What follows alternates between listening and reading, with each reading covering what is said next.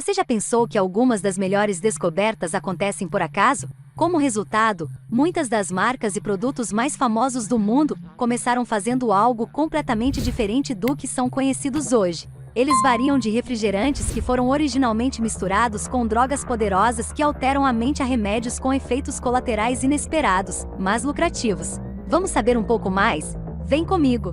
Mas antes, se inscreva no canal e ative as notificações. A Coca-Cola começou como uma cura para o vício da morfina. O Dr. John Pemberton, que inventou a formulação original do refrigerante com xarope preto em 1886, foi gravemente ferido na Batalha de Colombo. Depois disso, ele se tornou irremediavelmente viciado em morfina prescrita, de acordo com Jeremy Agnew em seu livro Alcohol and Opium in the Old West. Sendo um farmacêutico treinado, Pemberton decidiu criar sua própria cura para o vício. Isso resultou no Pemberton S-Frente Wine Coca, um drink que continha álcool e extrato de folha de cacau, o mesmo ingrediente que faz a cocaína. Quando a Coca-Cola foi lançada, ela foi comercializada como um tônico nervoso que alivia a exaustão. A cocaína foi retirada do produto em 1903. Listerine começou como um antisséptico. Você pode ficar alarmado, mas talvez não tão surpreso ao saber que o líquido azul e forte que você gargareja todas as manhãs foi originalmente comercializado como um limpador de chão e uma cura para a gonorreia, de acordo com a Freakonomics. Também usado como um antisséptico cirúrgico, o produto não se tornou comercialmente bem-sucedido até ser rebatizado como uma cura para o mau hálito. Novamente, de acordo com a Freakonomics, as receitas da empresa aumentaram de $115 mil para mais de $8 milhões nos 7 anos após a mudança de estratégia. O Bubble Wrap foi originalmente comercializado como papel de parede. O plástico bolha foi inicialmente usado para algo completamente diferente. Gary Mark-Chavanes e Alfred Fielding estavam tentando criar um novo estilo de papel de parede texturizado, quando inventaram o plástico bolha em 1957, de acordo com a Forbes. Eles o criaram selando 2 cortinas de chuveiro, que formavam a primeira camada das bolhas. Sem sucesso, a dupla tentou vender o produto primeiro como papel de parede, e depois como isolamento térmico.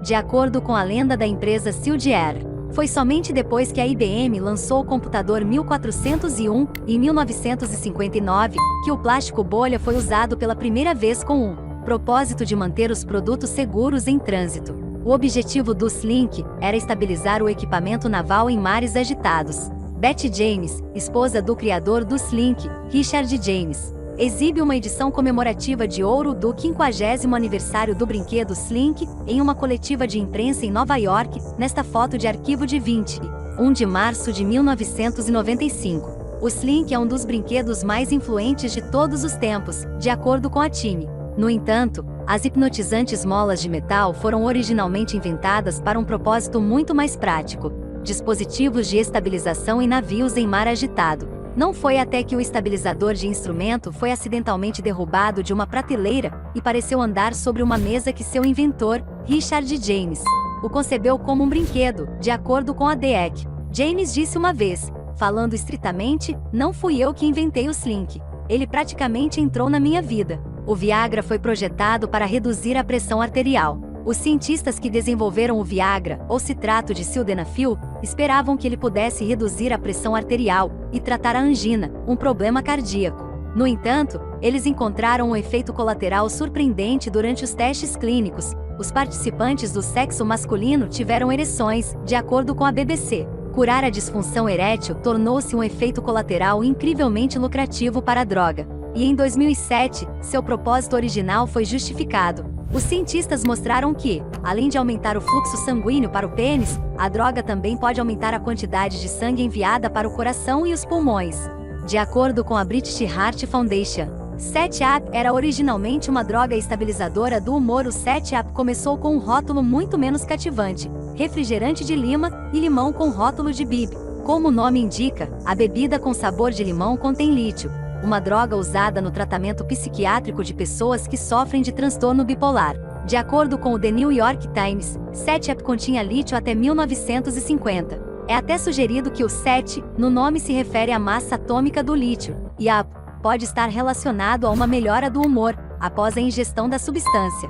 O medicamento de restauração capilar Rogaine foi concebido como um tratamento para a pressão arterial. Pelo que sabemos, o cabelo de Russell Brand é totalmente natural. Gary Rogaine é o nome comercial de um medicamento chamado minoxidil, um medicamento que pode ajudar a reduzir a pressão alta. Seu segundo uso foi descoberto por pacientes que tomavam o remédio para a pressão arterial Lonitin, que também contém minoxidil. Eles notaram um aumento repentino do crescimento de cabelo no couro cabeludo, mas também em lugares menos desejáveis como suas costas, braços e pernas. De acordo com a história da Hair Solution de a droga, percebendo rapidamente o valor comercial desse efeito colateral, Rogaine foi disponibilizado como uma solução para a perda de cabelo em 1988. E aí, o que está achando? Me conte algo que chamou sua atenção ou a sugestão de um tema para os próximos vídeos. Não se esqueça de deixar o like, se inscrever no canal e ativar as notificações. Vamos continuar. Frisbees eram originalmente recipientes para tortas. William Russell Frisbee comprou uma padaria em Connecticut no final do século XIX, que ele chamou de Frisbee Pie Company. Após a morte de Frisbee, sua empresa continuou a prosperar e em 1956 atingiu um pico de produção de 80 mil tortas por dia, de acordo com a Old Flying Dish Association. As tortas e biscoitos feitos pela empresa vinham em lata em formato de prato com o nome Frisbee Pies. Os alunos de Yale descobriram um segundo uso para as latas e começaram a jogá-las pelo campus da universidade. Conforme o disco voador se aproximava de seu alvo, o lançador gritava Frisbee como um aviso. A grafia ligeiramente diferente, Frisbee, agora é usada para o brinquedo. As motosserras foram desenvolvidas como uma ferramenta para cortar os ossos durante as óperas. A primeira menção da motosserra vem do Canadian Medical Association Journal, que revela o propósito original da motosserra para cortar ossos em operações.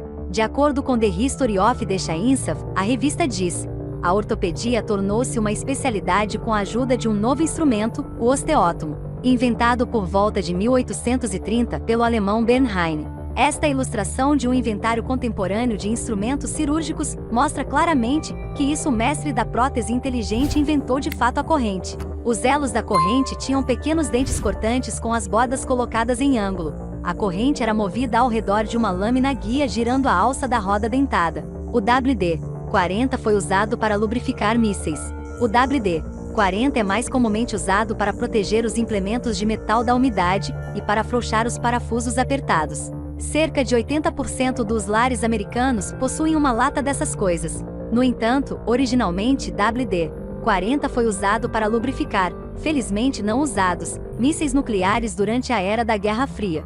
WD-40 foi criado por uma pequena empresa de San Diego chamada Rocket Chemical, e seu nome no varejo é uma abreviatura para deslocamento de água. O Play-Doh foi usado pela primeira vez como um limpador de papel de parede.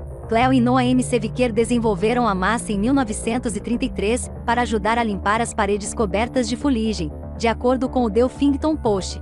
Feito com uma simples combinação de farinha, água e sal, foi feito para ser enrolado nas paredes para quebrar a sujeira.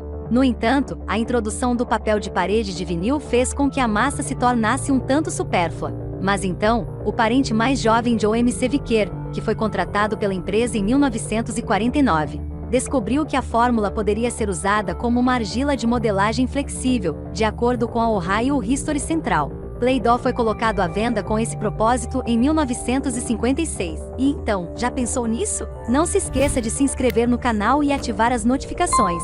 Até mais!